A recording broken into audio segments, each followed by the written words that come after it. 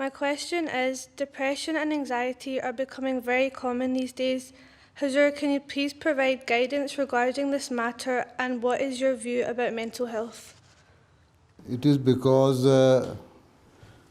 we are involved too much in materialistic things. The preference order of our desires and our wishes has changed. And instead of seeking Allah's love and Allah's closeness, we are running after worldly things.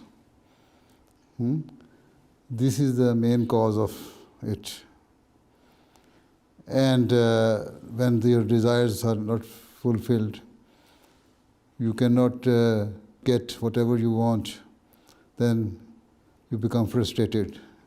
And then that frustration leads to anxiety. So this is what Allah Ta'ala has said in the Holy Quran, Allah bi zikrillahi tatma'innul qulub, that remembrance of Allah is the best way for the satisfaction of your heart. Right? So if you remember Allah, whenever you have any problem, you bow before Allah, you offer your 5 daily prayers fervently, sincerely, then Allah will give comfort and satisfy your heart, right? And resultantly, you will feel comfortable and better. And most of the patients nowadays who are having this anxiety problem are because they are too much inclined towards worldly things. So, if you try to get closer to Allah Ta'ala, then at least 80% of your anxiety will finish. Okay?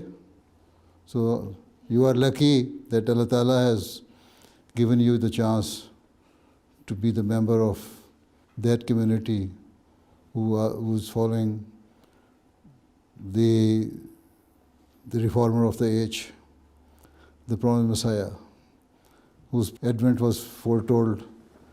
So he has asked us that instead of running after worldly things, you try to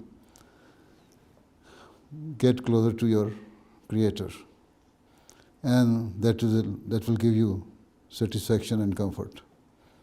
Okay? Jazakallah. Okay, Assalamu alaikum.